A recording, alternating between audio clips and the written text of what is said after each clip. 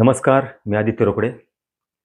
पुन्हा एकदा या आपल्या SBP न्यूज चॅनलच्या माध्यमातून सर्व जनतेला, सहकार विभागाला आणि सर्वांनाच जनप्रिय सहकारी पतपेढीच्या सर्व शाखा, मग मंतर शाखा, ओतूर शाखा, घाटकोपर, ठाणे, वाशी, कामोठ आणि डोंबिवली या सर्व शाखेतील सर्व सभासदांना, कर्जदारांना, ठेवीदारांना पुन्हा एकदा एका विषयावर, जनप्रियच्याच विषयावरती सर्वांचा एक विनंती करतो, सर्वांना आवाहन करतो आणि जागरूक करतो. आता जो विषय आहे तो जनप्रिय पतसंस्थेबद्दलचाच आहे. मी आता जे बोलणार आहे हे ऐकून तुम्हाला सगळ्यांनाच अतिशय खूप राग येईल, चीड निर्माण होणार आहे. संस्थेबद्दल अतिशय राग आणि चीड आणि घृणा निर्माण होणार आहे, कारण त्यांनी केलंच तसे आहे. मी आज जे बोलणार आहे ते कागदोपत्री पुरावे आहेत माझ्याकडे, आणि ज्या व्यक्तींनी मला पाठवलेले आहेत त्यांचं नाव आहे तुकाराम मारुती फलके. ते राहणार मूळ आमोंडीचेच आहेत. आमोंडी तालुका, आंबेगाव जिल्हा, पुणे येथील आहेत. सध्या स्थितीला तर राहिला ठाकुर्ली, डोंबिवली म्हणजे मुंबईमध्ये असत आहेत.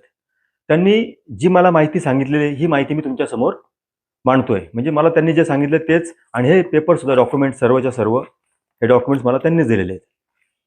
ते स्वतः देखील चॅनलच्या माध्यमातून इथे येऊन ते बोलणारच आहेत. त्या अगोदर मी सांगतो की तुकाराम मारुती फलके हे जे व्यक्ती आहेत यांचं वय आज रोजी 75 ते 78च्या आसपास आहे, किंवा 80च्या आसपास आहे. आणि ह्या व्यक्तीचा जनप्रिय सहकारी पतपेढीच्या जितक्या शाखा आहेत त्या शाखांबरोबर कुठेही कोणताही संबंध नाहीये. ते ना त्या संस्थेचे सभासद आहेत, ना कर्जदार आहेत, त्यांचं बचत खातं नाही, त्यांचा काही संबंध नाहीये. परंतु संस्थेने त्यांच्या जमिनीवरती, आमोंडीच्या जमिनीवरती डायरेक्ट बोजा चढवलेला आहे. जनप्रियच्या पतसंस्थेचा बोजा दाखल झालेला आहे त्यांच्या सातबाऱ्यावरती. सर्वात महत्वाचं की महाराष्ट्र सहकारी संस्था अधिनियम 1960 किंवा 1961 नुसार कायद्यामध्ये कुठं तरतूदच नाहीये, आणि असेल तर मला सांगावी की अशी अशी तरतूद आहे म्हणून. आणि सगळ्यात महत्वाचं की या तुकाराम फलकेंनी एक 26 डिसेंबर 2024 रोजी एक जाहीर सूचना दाखल केलेली पेपरमध्ये की माझे जे काही कोणी नातेवाईक आहेत, कोणी पण असो नातेवाईक, त्यांचा माझा कोणताही प्रकारचा संबंध नाहीये, ना त्यांच्या कोणत्या व्यवहाराशी, ना आर्थिक व्यवहाराशी, किंवा आणखी कोणत्या गोष्टींचा आमचा काही संबंध नाहीये. तर त्या संदर्भात आम्हाला कुणीही म्हणजे कोणते प्रश्न करू नयेत, किंवा त्याच्याबद्दल आमच्याकडे कोणतीही मागणी करण्यात येऊ नये. त्यांचा आमचा काही संबंध नाही, म्हणजे यांनी स्पष्टपणे पेपरमध्ये इश्तिहार दिला होता. त्यानंतर देखील आता त्यांच्या नातेवाईकांनी कर्ज घेतलेले आहे. मग त्यांच्या नातेवाईकांनी जे कर्ज घेतलेलं आहे त्या नातेवाईकांचा त्यांचा काही संबंध नाही हे त्यांनी पेपरवर डिक्लेअर केलेले आहे. त्यानंतर देखील यांनी बोजा चढवलेला आहे. बरं, बोजा त्या जो काही कर्जदार आहे त्याचा चढवलाच, पण त्याला जे जामीन आहेत त्यांना ते ओळखत पण नाहीत, त्यांचाही बोजाच्या चढवला. म्हणजे 2 बोजे ऑलरेडी यांच्यावर चढलेले आहेत. आणि तिसरी गोष्ट म्हणजे विविध कार्यकारी सोसायटी पिंपळगाव घोडेतर्फे यांनी कर्ज घेतलं नव्हतं 2 लाख रुपयाचं, तो देखील बोजा यांच्या नावात चढलेला आहे. आता तो त्यांनी पाठपुरावा करून या वयामध्ये तिथून येऊन सगळं त्यांनी तो क्लिअर करून घेतलेला आहे, म्हणजे उतरून घेतलेला आहे, बरोबर. पण तो त्रासच झाला त्यांना ना. आणि आता जनतेचा जो बोजा चढलेला आहे यामध्ये मी सरळ सांगतो की प्रकार काय घडलेला आहे आणि त्यांनी काय काय केलेलं आहे. त्या माणसाला आत्ताच्या घडीला ही व्यक्ती आज 75-80 वय आहे या वृद्ध माणसाचं, आणि ही व्यक्ती बोजा चढल्यामुळे निष्कारण नाहक कुठलाही संबंध नसताना पुणे जिल्हाधिकारी, त्यानंतर प्रांत अधिकारी, तहसीलदार, सहकार आयुक्तामध्ये कमीत कमी 4 ते 5 वेळा राऊंड मारलेले आहेत. त्यानंतर तलाठी आणि सर्कल यांच्या मागे ते फिरतायत. बरं, गेल्या 1 वर्षापासून यांची मागणी याच्यामध्ये की तुम्ही आमच्या जमिनीवर बोजा चढवला कसा काय, हे मला कागदपत्रे सिद्ध करून दाखवा, किंवा चढला कसा काही याची मला कागदपत्रे पुरावे दाखवा, याचे मला शंका निरसन करा. तर फक्त पेपर कलेक्टरकडून तहसीलदारकडे आला, तहसीलदारकडून तलाठीकडे गेला. तलाठी काहीतरी दादा भाऊ भीमा जाधव नावाचा तलाठी ते ओतूरला राहत आहेत. त्यांच्यासाठी इतके फोन केले त्यांनी, किंवा तुम्ही कुठं आहेत, ते तलाठी उत्तर देत नाही, फोन उचलत नाहीत. बरं, हा माणूस आता मला सांगा, डोंबिवलीहून येणार वयस्कर माणूस आहे, का मागे फिरायचं या माणसाने? बरं, हा ना त्रास दिला ना, कारण संस्थेचं कामच असं आहे ना की यांनी संस्थेने काय केलं, 101चा दाखला मिळवला, बरोबर. 101चा दाखला मिळवला. कुणाचा मिळवला? जे कोणी कर्जदार आहेत, जामीनदार त्यांचा. मला सांगा, तुम्ही त्यांचा दाखला मिळवताना तुम्ही सगळ्यात मोठी चूक सहाय्यक निबंधकांची, जे फेडरेशनला आहेत त्यांचं नैतिक आणि व्यक्तिगत जबाबदारी की जर पतसंस्था आपल्याकडे 101चा दाखला मागते आणि 101चा दाखला दिल्यानंतर पुढे खूप मोठं रामायण घडते. त्याऐवजी त्या सहाय्यक निबंधकांनी व्यक्तिशाती कागदपत्र चेक केली पाहिजे होती की कर्जदार कोण आहे, जामीनदार कोण आहे. बरं तुम्हाला 101 दाखला हवा आहे, तर तुम्ही जो बोजा चढवणार आहे त्या व्यक्तीची संमती घेतलेली आहे का? बरं तो माणूस सहकर्जदार नाहीये, त्याची संमती नाहीये, त्याला विचारपूस नाहीये आणि इतक्या वर्षामध्ये त्यांना एकदा ही 2019ची घटना ही तेव्हापासून कर्ज थकीत आहे, त्यावेळेस कर्ज घेतलेलं काहीतरी. तर तेव्हापासून आत्तापर्यंत 2026 पर्यंत त्यांना एकही फोन आलेला नाहीये, त्यांना कागदपत्रे कोणता पुरावा भेटलेला नाहीये, पोस्ट ऑफिसने लेटर आलेलं नाहीये आणि सर्वात महत्वाचं की या पतसंस्थेमध्ये 4 संचालक तर आमुंडीचेच फलके. मग मला सांगा त्यांना तुकाराम फलके माहीत नसतील का? सगळं माहिती आहे. परंतु काय करायचं की आपल्याला कर्ज वसूल होत नाही. आपण दिलेत कर्ज, ती चुकीची कर्ज कर्ज वाटलीत. ते आता वसूल होत नाही. कारण सन 1995 पासूनची कर्ज थकलेली ती वसूल होत नाहीये आणि संस्था अडचणीमध्ये. मग काय करायचं? इकडून वसूल होत नाही ना, तर काहीतरी आपण गुपचूपपणे चोरीने ज्यांचा काही संबंध नाही त्याच्या अंगावर त्याच्या बोकांडी कर्ज टाकून द्यायची आणि त्याला पळायला लावायचं. आज त्याला त्रास द्यायचा नाहक. म्हणजे काही कारण नसताना तुकाराम फलकेला त्रास होतो. बरं त्यांनी पण पंतप्रधानांना, मुख्यमंत्र्यांना पण अर्ज दिलेले आहेत, सगळे अर्ज दिलेले आहेत.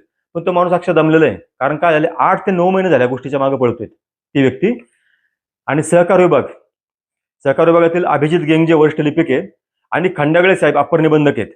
अप्पर निबंधकांनी या विषयावरती अभिजित गेंगेला आणि अजून कोणतरी मिलिंद सोबले साहेब आहेत, त्यांना वाटतं की स्पष्टपणे त्यांच्या समोर सांगितलेलं आहे की यांची कारवाई करा, यांची हिअरिंग लावा, सुनावणी लावा संस्थेबरोबर, परंतु लावलेली नाहीये. मग हे खंडागळे साहेबांचं काम होतं किंवा मिलिंद सोबलेंचं काम आहे की सुनावणी का लागत नाहीये. मग जर सुनावणी लागत नाहीये, जर वरिष्ठ लिपिक समजा गेंगे काम करत नाहीये, मग त्याला कामावून काढून टाका ना, त्याला ठेवता कशाला? तुमच्याकडे अधिकार आहेत, तुम्ही अधिकारी आहे, तुमच्याकडे अधिकार आहेत. बरं, पुरावे आहेत, कायदेशीर तरतूद आहे, कलम तुम्हाला माहिती आहेत, आम्ही सांगायची गरज नाही. मग तुम्ही त्या माणसांना असं पळवता कशाला? त्यांच्या ऑलरेडी अन्याय झालेला आहे, तुम्ही त्याची दखल का घेत नाहीये? आज रोजी जे सहाय्यक निबंधकाने जो 100 दाखला दिला, तो बऱ्याच ठिकाणी अशा घटना घडल्या आहेत, माझ्याकडे खूप केसेस आलेले आहेत की सहाय्यक निबंधकांनी एकतर्फी बोगस आणि बेकायदेशीर चुकीचा दाखला दिला, त्यामुळे पुढे सगळं रामायण घडते. आणि तो दाखला देताना सहाय्यक निबंधकांनी ही खरोखर चौकशी करावी होती की तुम्ही ज्यांच्या जमिनी बोजा चढवणार आहात त्यांची परमिशन आहे का, त्यांना लेटर पाठवलं का ते दाखवा. तसं काही झालेलं नाहीये. म्हणजे संस्थेने त्यांना पैसे दिले, सहाय्यक निबंधकाने पैसे घेतले मस्तपैकी आणि 2-3 पेपर बघितले. तुम्ही करारनामा बघितला, तुम्ही फॉर्म बघितला असेल कर्जाचा, तुम्ही वचन चिठ्ठी बघितली असेल. अहो त्या पलीकडे गोष्टी आहेत ना बघण्यासारख्या, त्या बघा ना, त्या का नाही बघितल्या? कर्जदार कुठे राहतो? बरं, आणखी जनप्रियच्या केसमध्ये एक घटना घडलेली, पुढे मी बोलणारच आहे. मंचर शाखेच्या कस्टमरचे जे कर्जदार आहेत त्यांचे वसूल दाखले किंवा नोटिसा जर तुम्ही मुंबईहून काढताय, ही 100% चुकीची गोष्ट आहे. कायद्यामध्ये कुठे तरतूद नाहीये. कर्जदार कुठला आहे, त्याची जागा कुठे आहे, सगळं चेक केला पाहिजेत ना. तर तुकाराम फलकेवरती ह्या म्हणजे हे सभासद नाहीये, कर्जदार नाही, कुणीच नाही, यांच्यावरती आज खूप मोठा अन्याय झालेला आहे. मी त्यामुळे वारंवार सांगतोय की सर्व सभासदांना, कर्जदारांना की तुम्ही ह्या गोष्टींमुळे पतसंस्थेचा 1 रुपया कर्जाचा भरू नका. ती जर ठेवी असेल तर काढून घ्या. त्याचं कारण हेच आहे, कारण हे तुमच्याच ठेवीवरती मोठे झालेले आहेत. बरं, यांनी काय केलेलं आहे, यांच्यावर कर्जाचा बोजा चढवला बघा. यांनी कर्ज पण घेतलेलं नाहीये आणि स्वतः मात्र 30 कोटीचे बेकायदेशीर कर्ज वाटप केलेली आहे. बरोबर. मग तिथं तुम्ही जी स्वतः संचालकांनी कितीतरी कोटींची कर्ज घेतलीत, जी अनेक कर्जदारांना तुम्ही कर्ज वाटलीत, मग तिथं का तुम्ही बोजा चढवला? प्रथम तर तुम्ही तुमच्या सातबारावर तुम्ही बोजा चढवला पाहिजे होता कर्ज घेताना, तिथं नाही चढवला. बरं, सरकारची स्टॅम्प ड्युटी बुडवली, त्यांची फसवणूक केलेली. म्हणजे तुम्ही स्वतःला सगळ्या गोष्टी माफ करताय.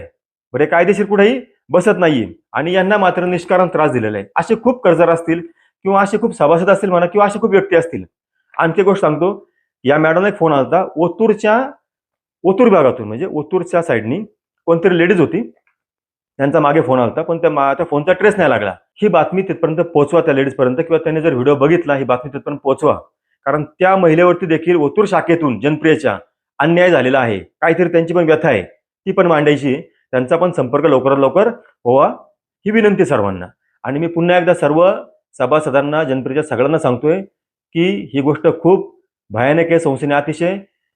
संस्था अतिशय भ्रष्टाचारी आहे, खूप अंतर्गत घोटाळे आहेत, अनियमित कर्ज वाटप झालेली आहे. संस्था आर्थिक अडचणीमध्ये, तुम्ही सर्वजण सावध व्हा आणि सगळ्यात महत्त्वाचं की सगळेजण एकत्र या. आता कसे ही एक गोष्ट कळलेली, असे खूप जण आहेत.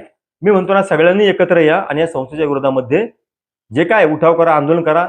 या सगळ्यांना, हे सगळं अपात्र आहेत, हे दोषी आणि गुन्हेगार आहेत ऑलरेडी हे, कारण शासकीय अहवालानुसार यांना बरखास्त करा, प्रशासन बसू द्या.